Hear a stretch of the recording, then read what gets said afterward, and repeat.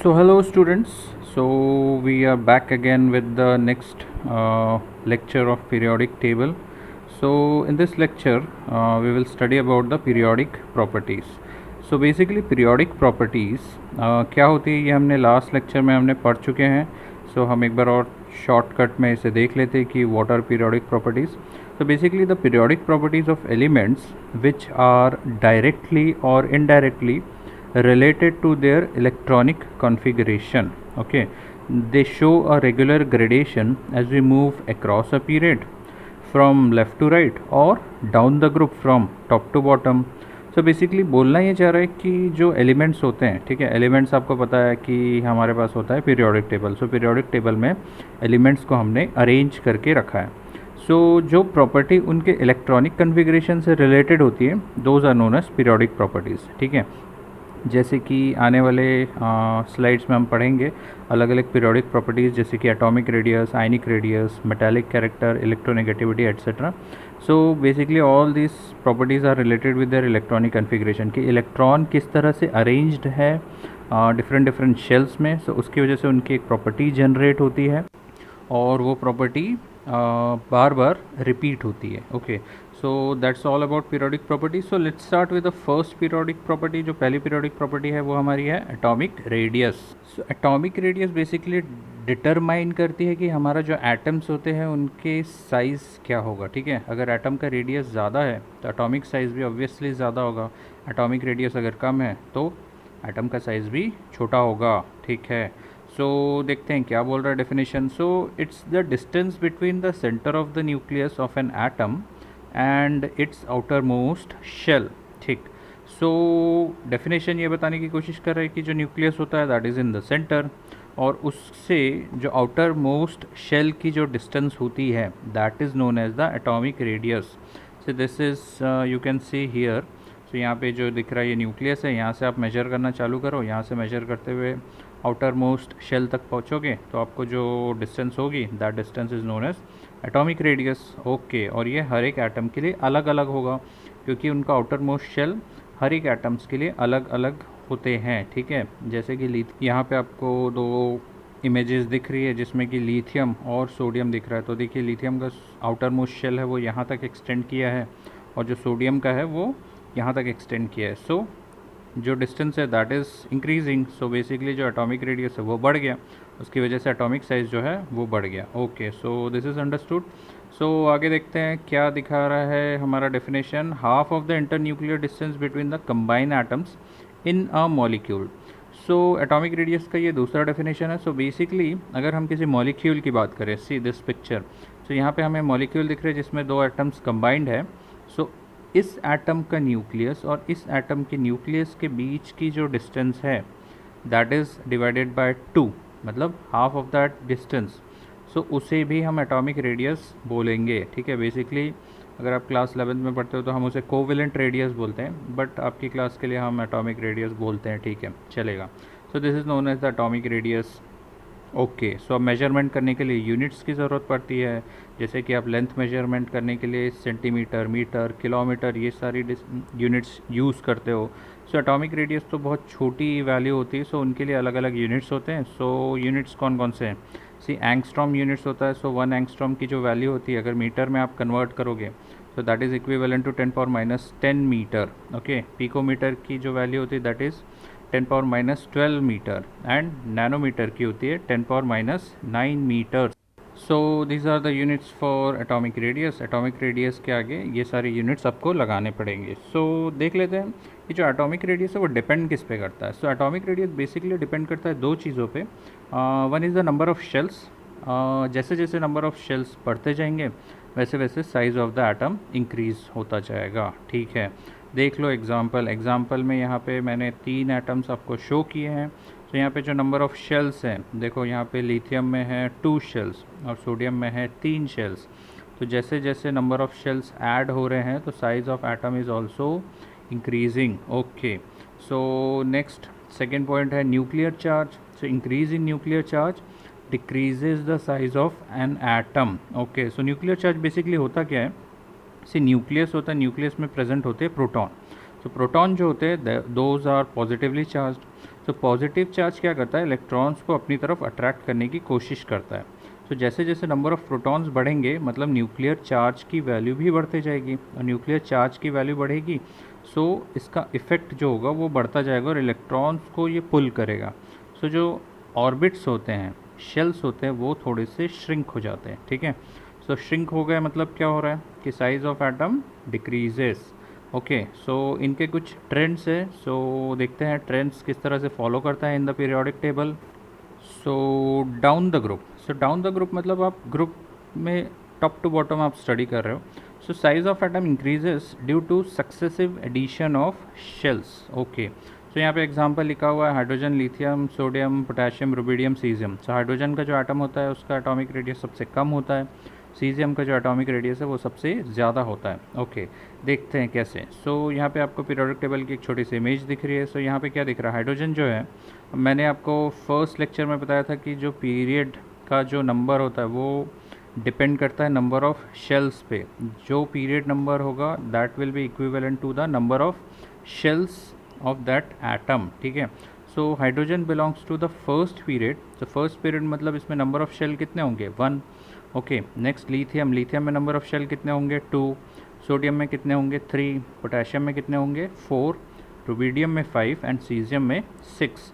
तो आप जैसे ऊपर से नीचे की तरफ आ रहे हो तो क्या हो रहा है, number of shells are increasing. So shells increase हो रहे हैं मतलब क्या हो रहा है, size of atom is also increasing.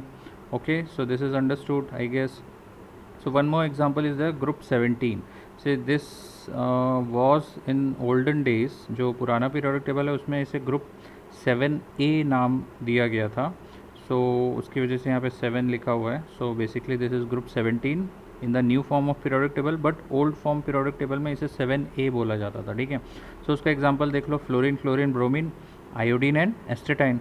सो इसमें भी नंबर ऑफ़ शेल्स काउंट कर लो। सो नंबर ऑफ़ शेल्स जैसे जैसे बढ़ेंगे वैसे वैसे एटॉमिक रेडियस बढ़ेगा, एटॉमिक रेडियस बढ़ेगा तो साइज़ भी बढ़ेगा। ओके, सो फ्लोरीन में कितने शेल्स दिख रहे हैं, 2 शेल्स होते हैं, क्लोरीन में 3 शेल्स होते हैं, ब्रोमीन में 4 शेल्स होते हैं, आयोडीन में 5 और एस्टेटाइन में number of shells are 6 shells. So from top to bottom the atomic radius is increasing, so size of atom is also increasing. So चलो देख लेते हैं अक्रॉस द पीरियड कैसा ट्रेंड होता है। So across a period the size of atom decreases from left to right due to increase in nuclear charge. Okay, first lecture को आप याद कीजिए। फर्स्ट लेक्चर में क्या बताया था, जब आप अक्रॉस द पीरियड मूव करते हो फ्रॉम लेफ़्ट टू राइट तो क्या होता है, शेल्स जितने थे उतने ही रहते हैं, शेल का नंबर चेंज नहीं होता, बस आउटर मोस्ट शेल में नंबर ऑफ़ इलेक्ट्रॉन्स बस इंक्रीज़ होते जाते हैं जैसे जैसे आप लेफ़्ट टू राइट मूव करोगे। ठीक है, सो होगा क्या, जैसे ही आप लेफ़्ट टू राइट मूव करोगे तो न्यूक्लियस में number of protons will increase, और because of increase in number of protons so the nuclear charge will also increase. So जो न्यूक्लियर चार्ज है वो इन इलेक्ट्रॉन्स को क्या करेगा, अपनी तरफ अट्रैक्ट करेगा। सो अपनी तरफ अट्रैक्ट करेगा बाय द न्यूक्लियर पुल। सो क्या होगा, जो ऑर्बिट्स होंगे या जो शेल होंगे वो थोड़े से श्रिंक हो जाएंगे। श्रिंक होने की वजह से क्या होगा, उनका एटॉमिक रेडियस जो होगा वो थोड़ा कम हो जाएगा। ठीक है, सो एटॉमिक रेडियस अगर डिक्रीज़ होगा तो साइज़ ऑफ द एटम भी डिक्रीज़ होगा। सो पढ़ लेते हैं एग्जांपल। सो एग्जांपल में दिया हुआ है यहाँ पे लिथियम का साइज़ जो होता है वो ज़्यादा होता है इन कंपैरिजन टू बेरिलियम, फिर boron, carbon, nitrogen, oxygen and fluorine. So lithium का साइज़ ज़्यादा होगा, फ्लोरीन का साइज़ कम होगा। रीज़न अगर कोई पूछे तो बोल देना कि न्यूक्लियर चार्ज फ्लोरीन में ज़्यादा है इसलिए उसका साइज़ कम है, लिथियम में न्यूक्लियर चार्ज कम है इसलिए उसका साइज़ ज़्यादा है। ओके, सो हो सकता है कंफ्यूज हो गए हों कुछ बच्चे, कोई बात नहीं, चलो आगे एग्जाम्पल में समझ लेते हैं। सी यहाँ पे नेक्स्ट एग्जाम्पल दिया पीरियड नंबर 3 का, sodium, magnesium, aluminium, silicon, phosphorus, sulphur और क्लोरीन।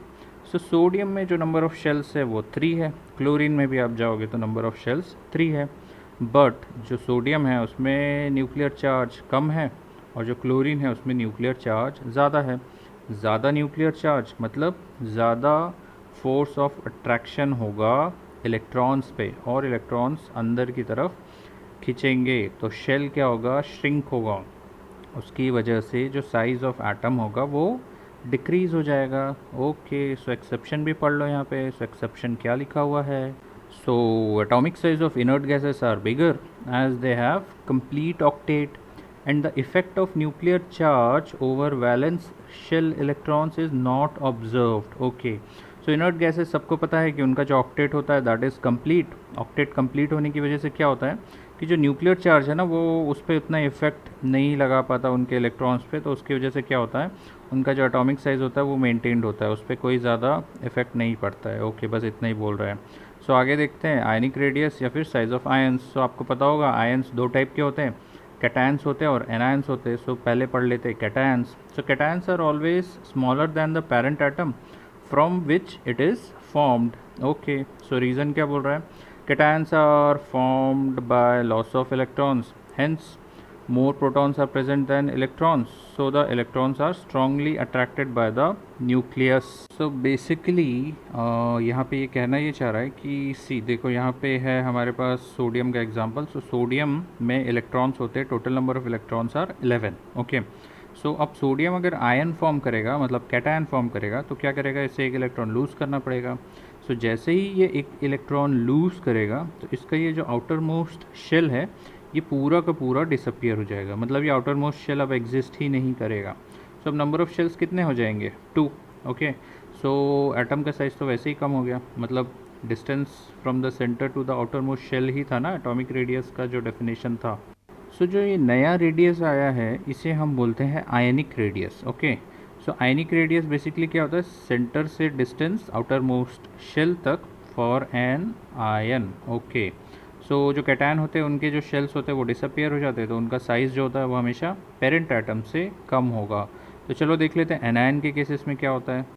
सो जो एनायंस होते हैं they are larger than the parent atom. Okay, so reason anions are formed by gain of electrons, thus the number of electrons are more than protons, so the effect of nuclear charge is less, so the size expands. तो basically होता क्या है कि अगर आप shells देखोगे तो यहाँ पे जैसे ही क्लोरीन एक इलेक्ट्रॉन गेन करेगा उसमें एक एक्स्ट्रा इलेक्ट्रॉन आ गया। सो नंबर ऑफ प्रोटॉन्स कितने हो गए? Number of protons are 17, but number of electrons कितने हो गए? Number of electrons are 18। So number of electrons ज़्यादा है in comparison to number of protons. So अब क्या होगा कि पहले जो हमारा न्यूक्लियस था वो ज़्यादा फोर्स एक्सर्ट कर पा रहा था, तो उसकी वजह से साइज़ जो था वो छोटा था, बट अब एक्स्ट्रा इलेक्ट्रॉन्स ऐड हो गए हैं। सो एक्स्ट्रा इलेक्ट्रॉन्स ऐड होने की वजह से अब जो न्यूक्लियर चार्ज है वो उतना इफ़ेक्टिव नहीं रहेगा, और उसकी वजह से जो साइज़ होगा वो ज़्यादा होगा in case of anions. Okay, so anions का जो साइज़ होता है वो पेरेंट एटम से ज़्यादा होता है। सो कंपैरिजन करने के लिए आए तो सबसे छोटा होता है कैटायन, फिर होता है पेरेंट एटम, फिर होता है anion. Okay, so you should know that because sometimes in objective type of questions these things are asked. So this is all about the periodic properties which was related to the atomic radius and ionic radius. So अगले video lecture में हम आगे की periodic properties के बारे में discussion करेंगे। So till then stay tuned, पढ़ाई करते रहो, अपनी क्वेश्चंस की प्रैक्टिस करते रहो, नोट्स बनाते रहो। सो मिलते हैं अगले लेक्चर में, तो चलो सी यू देन।